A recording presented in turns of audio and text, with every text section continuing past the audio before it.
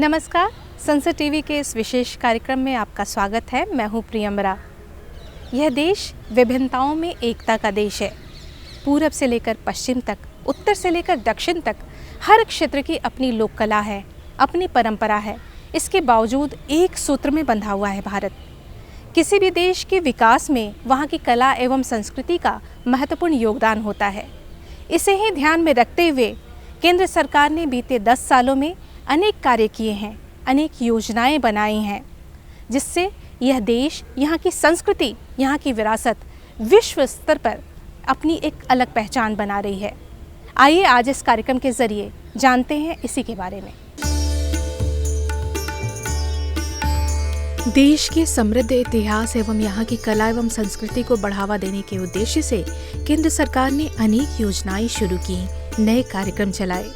बीते 10 सालों में इस देश की कला एवं शिल्प ने विश्व स्तर पर नई ऊंचाइयां छुई। इस देश की संस्कृति और सभ्यता का विश्व भर में प्रसार हुआ।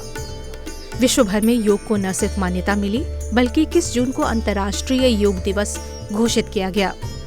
21 जून 2023 को न्यूयॉर्क स्थित संयुक्त राष्ट्र मुख्यालय में प्रधानमंत्री नरेंद्र मोदी के नेतृत्व में योग दिवस कार्यक्रम के दौरान विश्व रिकॉर्ड बनाया गया। कल्चर यूनाइट्स ऑल के स्लोगन ने विश्व की संस्कृति को एक सूत्र में बांधने का काम किया। प्रधानमंत्री नरेंद्र मोदी के नेतृत्व में केंद्र सरकार सर्वधर्म समभाव के तहत सभी ऐतिहासिक और आध्यात्मिक स्थलों के संरक्षण पर जोर देती रही है। बीते 10 वर्षों में अनेक योजनाएं शुरू की गईं, कई कार्यक्रम चलाए गए। आजादी के 75 साल पूरे होने के जश्न के तहत भारत सरकार की एक बड़ी पहल आजादी का अमृत महोत्सव थी। इसके तहत देश भर में 1,36,000 से अधिक कार्यक्रम आयोजित किए गए, जिनमें हर घर तिरंगा जैसे बड़े कार्यक्रम शामिल थे। हर घर तिरंगा अभियान लगभग 23 करोड़ घरों तक पहुंचा।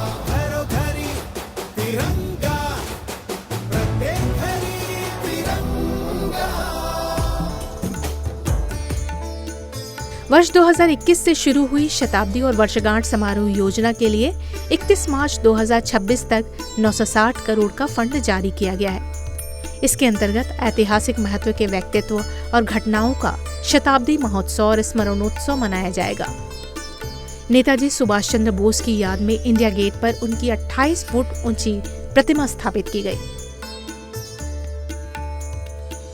9 अगस्त 2023 को मेरी माटी मेरा देश कार्यक्रम की शुरुआत हुई। इसके तहत देश भर में 2 लाख से ज्यादा अभिनंदन कार्यक्रम आयोजित किए गए। वसुधा वंदन थीम के अंतर्गत 23 करोड़ 60 लाख से अधिक स्वदेशी पौधे लगाए गए और 2,63,000 अमृत वाटिकाएं बनाई गईं।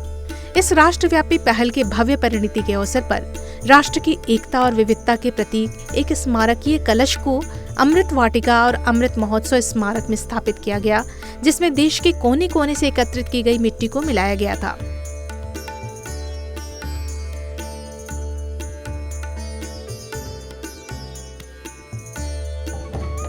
संस्कृति मंत्रालय पारंपरिक कला रूपों समेत विभिन्न सांस्कृतिक क्षेत्रों में युवा कलाकारों को संबंधित क्षेत्रों में उन्नत प्रशिक्षण प्राप्त करने के लिए छात्रवृत्ति प्रदान करता है। इस योजना के तहत चयनित कलाकारों को 2 वर्ष की अवधि के लिए 4 समान 6 मासिक किस्तों में 5,000 रुपये की छात्रवृत्ति प्रति माह प्रदान की जाती है। विदेशी कलाकारों और सांस्कृतिक व्यावसायिकों को भारतीय संस्कृति के किसी रूप का अध्ययन करने और सीखने के लिए भी सरकार द्वारा फाइनेंशियल हेल्प की योजना है।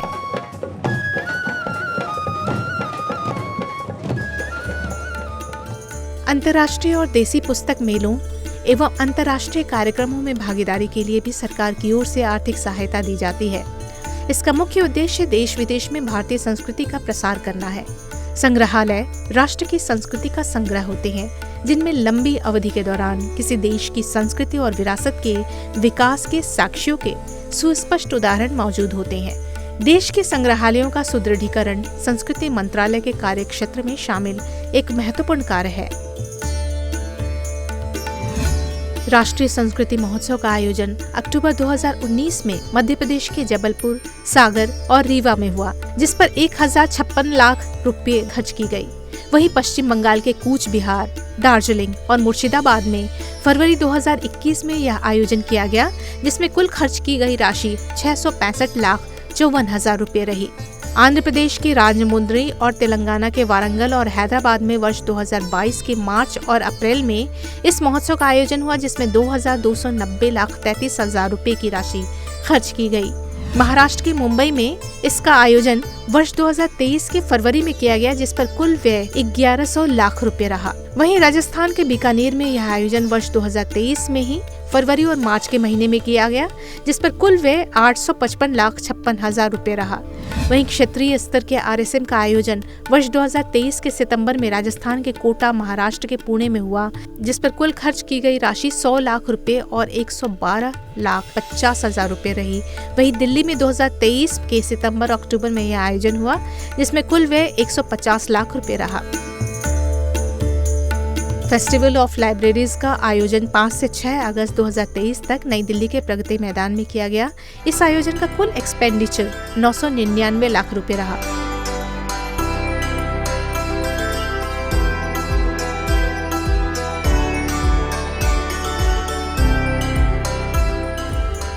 अंतर्राष्ट्रीय स्तर पर 2018 से लेकर 2023 तक विभिन्न देशों में भारत महोत्सव का आयोजन किया गया, जिस पर कुल व्यय 1,495,68,000 रुपए रहा। 2023 में ही 18 से 20 मई को नई दिल्ली के प्रगति मैदान स्थित ITPO में इंटरनेशनल म्यूजियम एक्सपो का आयोजन किया गया, जिस पर कुल खर्च 369,43,000 रुपए किया गया। बीते दशक में संस्कृति मंत्रालय की उपलब्धियों पर नजर डालें तो पाएंगे कि बीते 10 सालों में देश की कला, संस्कृति और स्थापत्य को लेकर अनेक ऐसी पहल हुई, जिससे विश्व के अन्य देशों की श्रेणी में भारत का स्थान अग्रणी बन गया। धरोहर स्थलों की बात करें तो 42 स्थलों के साथ विश्व धरोहर स्थलों की संख्या के मामले में भारत 6ठे स्थान पर है।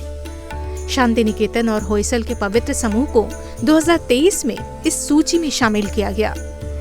2023 में ही ग्वालियर और कोझिकोड को संगीत और साहित्य के रचनात्मक शहरों के रूप में यूनेस्को क्रिएटिव सिटीज नेटवर्क में शामिल किया गया। गुजरात का गरबा को यूनेस्को की अमूर्त सांस्कृतिक विरासत की प्रतिनिधि सूची में दर्ज किया गया। भारतीय संस्कृति वैश्विक आकर्षण का केंद्र बन गई। विदेशी पर्यटकों के आगमन से देश को 1 लाख करोड़ रुपए से ज्यादा विदेशी मुद्रा की आय हुई। संयुक्त राष्ट्र में भारत के प्रस्ताव के बाद 2023 को अंतर्राष्ट्रीय मिलेट्स वर्ष घोषित किया गया। भारत लुम्बिनी में 100 करोड़ रुपए से अधिक की सहायता के साथ अंतर्राष्ट्रीय बौद्ध संस्कृति और विरासत केंद्र का वित्त पोषण कर रहा है। 10 जुलाई 2023 को भारत की G20 प्रेसिडेंसी ने कुल 1755 वस्तुओं के साथ लंबाणी वस्तुओं के सबसे बड़े प्रदर्शन के लिए गिनीज वर्ल्ड रिकॉर्ड बनाया। मॉन्यूमेंट्स यानी पुरावशेषों के संरक्षण की बात की जाए तो भारत ने वर्ष 2023 तक कुल 357 पुरावशेष पुनर्प्राप्त किए।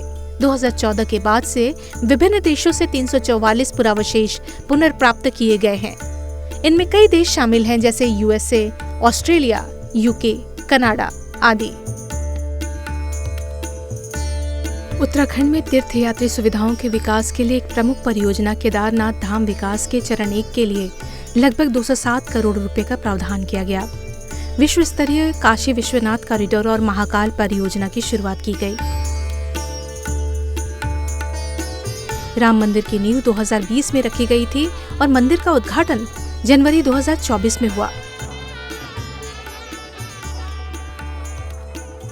लगभग 3.5 करोड़ रुपए की लागत से सोमनाथ मंदिर पुनर्निर्माण परियोजना की शुरुआत की गई। चारों पवित्र धामों को हर मौसम में निर्बाध सड़क कनेक्टिविटी प्रदान करने के उद्देश्य से 900 किलोमीटर लंबी 4 धाम सड़क परियोजना की शुरुआत की गई। साबरमती आश्रम के पुनर्विकास के माध्यम से महात्मा गांधी की विरासत को आगे बढ़ाया गया। रानी लक्ष्मीबाई की जयंती के उपलक्ष्य में रामपुर रजा लाइब्रेरी में प्रदर्शनी आयोजित की गई। यह प्रदर्शनी महिला स्वतंत्रता सेनानियों की प्रदर्शनी के क्रम में लगाई गई थी। सभी टिकट वाले स्मारकों पर पर्यटकों के लिए कैशलेस ई-टिकटिंग टूल की सुविधा प्रदान की गई। भारतीय पुरातत्व सर्वेक्षण के स्मारकों की सैटेलाइट मैपिंग के लिए इसरो से सहयोग लिया गया। स्वच्छ स्मारक पहल के तहत सभी ASI संरक्षित ऐतिहासिक स्मारकों और पुरातात्विक स्थलों को पॉलिथीन मुक्त क्षेत्र घोषित किया गया और स्वच्छता मानकों के आधार पर 25 ASI साइटों को आदर्श स्मारक के रूप में लॉन्च किया गया। भारत की मूर्त और अमूर्त विरासत को प्रदर्शित करने के लिए आभासी संग्रहालय बनाने की योजना है, जिसका पहला संचालन वाराणसी के मान महल में किया जाएगा। मोदी सरकार ने राष्ट्र निर्माताओं की एक विस्तृत श्रृंखला को विशेष मान्यता दी है। गुजरात के केवड़िया में दुनिया की सबसे ऊंची प्रतिमा स्टैच्यू ऑफ यूनिटी ने इस क्षेत्र को वैश्विक पर्यटन मानचित्र पर ला दिया। देश में 10 नए जनजातीय स्वतंत्रता सेनानी संग्रहालय स्थापित किए जा रहे हैं। स्वदेश दर्शन के तहत चिन्हित विषयगत सर्किट के तहत 76 परियोजनाएं विकसित की गयी। वहीं हृदय योजना के तहत 12 विरासत शहरों का विकास किया जा रहा है। मंत्रालय तीर्थ यात्रा कायाकल्प और आध्यात्मिक विरासत संवर्धन अभियान यानी प्रसाद योजना के तहत पर्यटन स्थलों पर बुनियादी ढांचे के विकास के लिए राज्य सरकारों, केंद्र शासित प्रदेश प्रशासनों को वित्तीय सहायता प्रदान करता है। मंत्रालय ने लगभग 1629 करोड़ रुपए की लागत से कुल 46 परियोजनाओं को मंजूरी दी है। इसके अलावा राष्ट्रीय संस्कृति महोत्सव, राजघाट पर गांधी जी की प्रतिमा का अनावरण जैसे अनेक कार्य हैं, जिसने भारत की सभ्यता संस्कृति को अक्षुण्ण बनाए रखने की दिशा में नई पहल की है। वसुधैव कुटुंबकम के सूत्र पर चलते हुए यह देश आज विश्व पटल पर अपनी एक अलग पहचान बना रहा है। आज इस कार्यक्रम में सिर्फ इतना ही। दीजिए मुझे मेरी पूरी टीम के साथ इजाजत। नमस्कार।